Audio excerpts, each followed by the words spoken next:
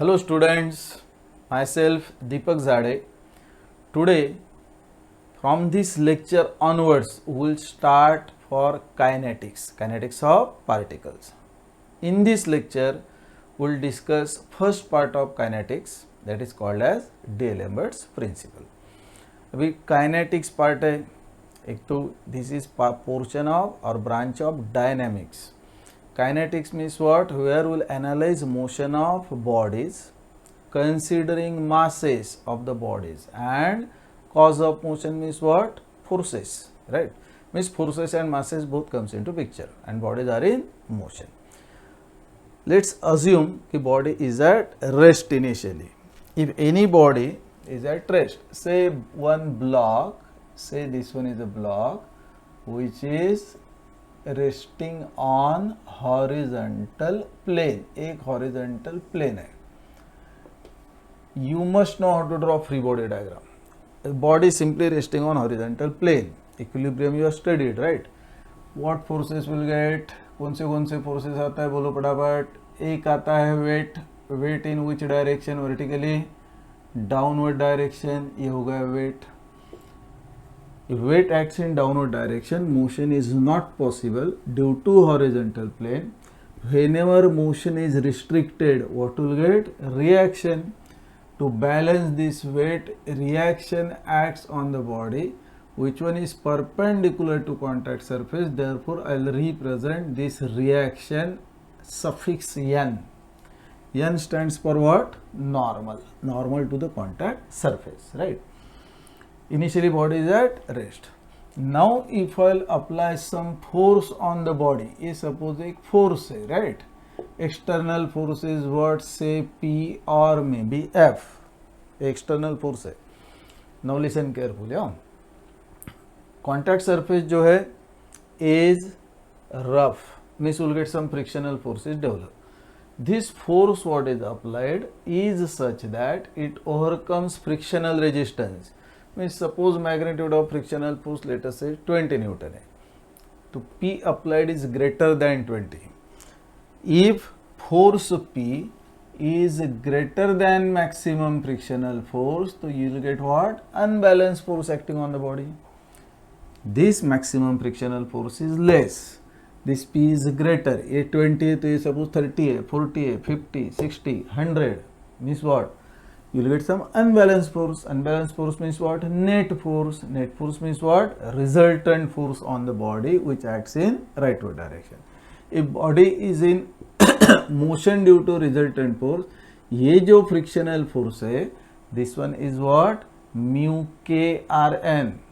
If in case अगर problem में mu s and mu k means coefficient of static friction and coefficient of kinetic friction is given, then what we should use here? Mu k, because body कैसा है? ये motion में, right? Now force P is greater than mu k r n. That means we will get resultant force in which direction? Rightward direction. Newton's law तो सबको पता है. क्या है न्यूटन्स लॉ? न्यूटन्स लॉ क्या रहता है? न्यूटन्स लॉ क्या है? Whenever some unbalanced force acts on a body accelerates in the direction of resultant force. Equation कैसा है? F equal to what? Mass into acceleration. ये सबको पता है. 11th standard में आपने किया Newton's law of motion. F means what? Resultant force acting on a body. M stands for what? Mass of body is what? Acceleration. Means कोई भी body है उसके ऊपर अगर रिजल्टेंट फोर्स एक्ट होता है तो बॉडी एक्सीलरेट होता है इन उस direction, in the direction of resultant force. In this case this P is greater, that means resultant force will get in which direction?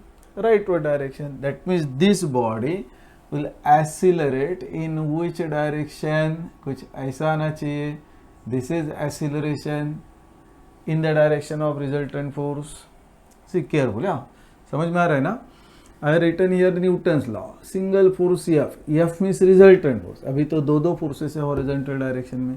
That means this F, if there is more than one force and if you want to find out resultant, you can write this as what? Summation of forces, right? along say x axis is what? Mass into acceleration along x axis. Can you say this is acceleration along x axis? Okay, कुछ problem? नहीं. See, there is no motion in vertical direction. That means if you apply equation in vertical direction तो Rn upward है इसलिए positive, weight downward है इसलिए negative. There is no acceleration, nothing. That means this is equal to what? 0. Body अगर accelerate होता है तो F means resultant force is what? Mass into acceleration. Now in this case motion तो horizontal है, but in general this equation you can apply in any direction whenever there is a motion. Motion may be in some problem in vertical direction, somewhere may be along the plane, inclined direction में भी हो सकता है. That means this one may be written as what? Summation of Fy equal to what? Mass into acceleration along y axis. ये Newton's law है. ठीक है. In static equilibrium resultant force zero होता है. Resultant force is what? Zero. In this case ये जो resultant force है this is equal to mass into acceleration. What it represents कि ये एफ अगर फोर्स है न्यूटन तो this one is also force. Mass into acceleration means what? KG meter per second square. क्या आता है? यूनिट न्यूटन ना. मीन्स ये भी फोर्स है, बट ये फोर्स तभी पिक्चर में आता है व्हेनेवर देयर इज एक्सीलरेशन. अभी ये भी फोर्स है, this one is also force. ये फोर्स है अलोंग एक्स एक्सिस रिजल्टेंट, तो ये फोर्स एक्ट होता है ड्यू टू रिजल्टेंट फोर्स. तो ये जो टर्म है M A X can I write on left side, meaning तो सेम है ना, plus this is what? Minus M A X equal to zero. तो ये तो इक्वेशन ऑफ इक्विलिब्रियम आ गया. इक्वेशन ऑफ इक्विलिब्रियम क्या रहता है? Summation of F X equal to zero, summation of F Y equal to zero. Same thing along y axis if you want to write equation summation of fy plus minus m a y equal to 0. sometimes what happens, ऐसा pendulum का problem है, ऐसा string है, इधर एक मास है, right, oscillate हो रहा है, इसे कर्व्ड पाथ है, कोई एक बॉडी है, सर्कुलर एक टेबल है और वो रोटेट हो रहा है ऐसा ऐसा, राइट, उधर ब्लॉक है. That means it traces which path? Circular path. Means curved path is also possible, circular path is possible. x direction y direction में एक एक्सीलरेशन आता है ऐसे ax ay, but curved path रहेगा तो which type of acceleration will get? Curvilinear motion पता रहना चाहिए. उसका भी वीडियोस मैंने डाला है, अराउंड 8 सॉल्व प्रॉब्लम डाला है, थ्योरी है, राइट. उसमें tangential and normal component of acceleration रहता है. Tangential component of acceleration is along tangent to the path. Normal component of acceleration along normal to the path, perpendicular to tangent. तो if any body, ये rectilinear motion के लिए, अगर body performs any curved path और circular motion और curvilinear motion, then this equation may be written as what? Summation of forces along tangent to the path plus minus mass into acceleration along tangent to the path. Along normal also will get what? Similar equation minus m into an equal to 0. ये सब equation जो है ये Newton's law में जो f equal to M A और F X equal to M X और summation of F Y equal to M A Y जो है simply I return term on left side. ये टर्म लेफ्ट साइड में लिखा तो माइनस हुआ.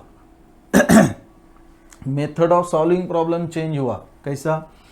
Summation of F X equal to M X means ये एक diagram equal to again block, same free body diagram, उधर एम एक्स आएगा.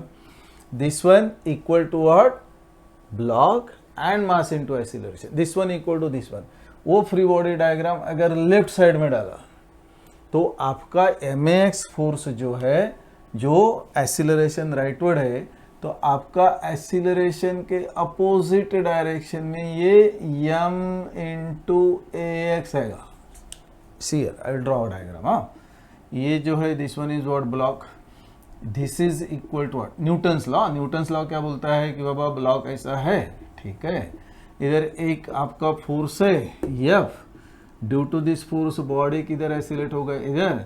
तो this one equal to what? m into A. ये मीनिंग है न्यूटन्स लॉ का. This one equal to this one. Clear? अभी दो फ्री बॉडी डायग्राम नहीं निकालना है. न्यूटन्स लॉ अप्लाई करते तो 2 free body diagrams you have to draw. अभी डीएलएम्बर्ट्स प्रिंसिपल क्या बोलता है कि इसको इधर लेफ्ट साइड में लेके आओ, तो ये फोर्स का डायरेक्शन राइटवर्ड था ना, तो क्या हो जाएगा लेफ्टवर्ड, इसलिए इधर लेफ्टवर्ड डाला। And is called as what, D'Alembert's principle, and is called as what, D'Alembert's principle, right.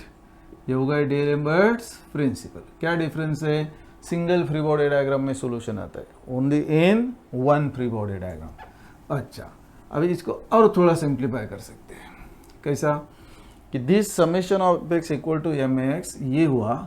अभी ये जो एफबीडी है, normal equation of equilibrium if you apply, तो क्या आता है, plus P minus mu K R N, ये भी फोर्स है, minus M X equal to what, zero.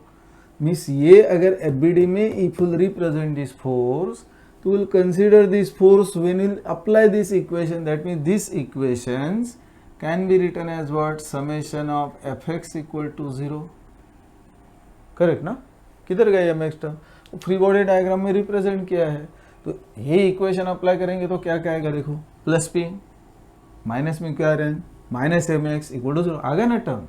That means in equation if will not write this term, but that one is considered where in free body diagram, that means this one includes this term, it includes which term, mass into acceleration term, where ये जो mass into acceleration एक force है, and is called as what, called as what, inertia force, called as what, inertia force. That means this equation includes inertia forces, this includes inertia forces. ये जो equation है which includes inertia forces, these equations are called as what, these equations are called as equations of dynamic equilibrium, equations of dynamic equilibrium. आपको static equilibrium पता है, right, कि I am standing here, body is at rest, weight downward, normal reaction upward, possible है। Body तो motion में है, inertia force भी act हो रहा है, राइट। ये इनर्शिया फोर्स आपने कभी एक्सपीरियंस किया है क्या, किया है, सबने किया है। सुनो, आपने कभी आइडेंटिफाई नहीं किया रहेगा, अज्यूम करो, हाँ, आई एम ट्रैवलिंग इन अ बस, ऐसा बस है, ठीक है, और मुझे सीट मिला नहीं, मैं थोड़ा लेट पहुंचा, ठीक है। अभी ड्राइवर सामने है, बस is at rest, I am standing, भाई बस रेस्ट पे, तो मुझे कुछ प्रॉब्लम नहीं, मैं आजकल मोबाइल है देखते सब, ऐसा मोबाइल निकला अपना देखा है। सडनली ड्राइवर स्टार्टेड बस, इनिशियल स्पीड क्या है, 0, ड्राइवर ने एक्सीलरेट किया ना, बस स्टार्ट किया, मीन्स स्पीड इंक्रीज हो रहा है, मीन्स एक्सीलरेशन किधर गया, इन सेम डायरेक्शन, मीन्स मेरा जो मास है, right, on my body, acceleration जो है, बस एक्सीलरेट हो गया, मीन्स मेरा बॉडी भी उसके साथ में जा रहा है, तो this body, my body is also subjected to acceleration. तो जैसे ही मैं नॉर्मल ऐसा रहूँगा ना, तो if it accelerates, my body will move in which direction, opposite direction, फिर पकड़ना पड़ता है ऊपर, है ना, क्लियर। तो whenever body accelerates in any direction, in this case in rightward direction, the body moves in which direction, opposite direction, that is due to what, m into a, due to inertia force. Means अभी क्या ध्यान में रखना है, whenever any body accelerates in any direction, inertia force acts in which direction, opposite direction of, लिख के दो, देखो, when, in note करो proper, when any body accelerates, when any body accelerates, which force acts on body, inertia force acts on the body, on the body in which direction, opposite direction of acceleration, in opposite direction of acceleration. Most important, whenever we draw free body diagram, any problem is given and FBD निकालते हैं तो decide कि body will accelerate in which direction. Opposite direction में simple inertia force डाल देंगे, ये equation apply करो, या इक्वेशन ऑफ डायनेमिक इक्विलिब्रियम, इसमें ये टर्म लिखा नहीं है mx which includes inertia forces, क्योंकि ये जो टर्म है mass into acceleration, inertia force will represent where in free body diagram. ये जो इक्वेशंस है called as what, equations of dynamic equilibrium. अभी नेक्स्ट क्वेश्चन है कि डायनेमिक इक्विलिब्रियम क्या रहता है। Simple, dynamic equilibrium means what, motion will continue and ये जो इनर्शिया फोर्स है it gets balance by this resultant force which is acting. दोनों का मैग्नीट्यूड सेम रहेगा तो पॉसिबल है। फॉर एग्जांपल, ऐसा एक ट्रैक है, एक रोड है, दिस इज व्हाट, ये रोड है, राइट, स्ट्रेट वर्टिकल रोड है and there is a sudden curve, sharp turn है, शार्प टर्न, ठीक है। ये व्हीकल है, say this is your car, you are driving first class, road पे कोई नहीं है, आप मस्त 100-120 मैक्सिमम स्पीड से चला रहे। जो RTO डिसाइड करता है कि speed limit is not more than 100 kilometre per hour, ठीक है, आप 100 से जा रहे हैं। अब ये टर्न आ गया तो क्या होता है, ये जो रोड है ना ये स्ट्रेट नहीं रहता है, ऐसा स्ट्रेट नहीं रहता है, कैसा रहता है, इंक्लाइन क्या रहता है, called as what, angle of banking. आपका व्हीकल कुछ ऐसा है, राइट, तो ये इनर साइड में मीन्स ये साइड में आपको नॉर्मल कंपोनेंट ऑफ एक्सीलरेशन आता है, तो बॉडी पे अपोजिट डायरेक्शन में क्या आना चाहिए, इनर्शिया फोर्स। तो व्हेन अगर स्ट्रेट रोड रहेगा ना तो MAN फोर्स आएगा तो vehicle will overturn on right side, but वो एंगल ऑफ बैंकिंग रहता है कि ये जो फोर्स है इनर्शिया फोर्स, तो आपका वेट का जो कंपोनेंट आएगा ना W sin थीटा से वो बैलेंस हो जाएगा, राइट। अगर स्पीड आपने रिड्यूस नहीं किया थोड़ा भी, तो ये एन क्या रहता है, v स्क्वायर अपॉन रो छोटा है, आपका स्पीड ज़्यादा है, एन टर्म अगर एक्सीड हो गया तो MAN will exceed this component of weight and accident takes place. Normally truck right side में ओवरटर्न होता है अगर स्पीड पे ध्यान नहीं दिया तो, right. When it overturns, then you can say these two forces will not get balanced. That means body doesn't remains in dynamic equilibrium. In normal case, body कैसा रहता है, dynamic equilibrium में रहता है, right? During landing and takeoff of plane, right? You have to use belts, right? Because its speed decreases during landing, curved path रहता है, therefore tangential normal component सब आता है। Dynamic equilibrium clear, inertia force जो है and what forces are acting on body they will get balance, clear। जो गया theory part में, ऐसा थ्योरी क्वेश्चन आ सकता है कि एक्सप्लेन डी एलिमेंट्स प्रिंसिपल, तो इसमें क्या लिख सकते हैं, देखो, when any body of some mass m is subjected to some external force, is resultant force, then body accelerates in the direction of resultant force. When your body accelerates in the direction of resultant force, which force acts on the body, inertia force acts on the body, in which direction, opposite direction of acceleration, right।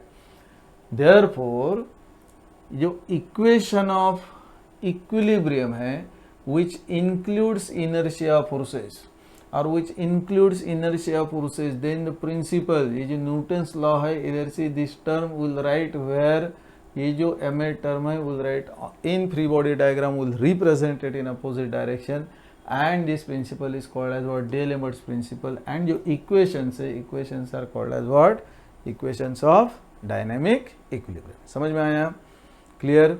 अभी next lecture से क्या करेंगे, problem solve करेंगे, right, around 7-8 problems we'll solve here, okay। चलो, thank you, bye bye, take care।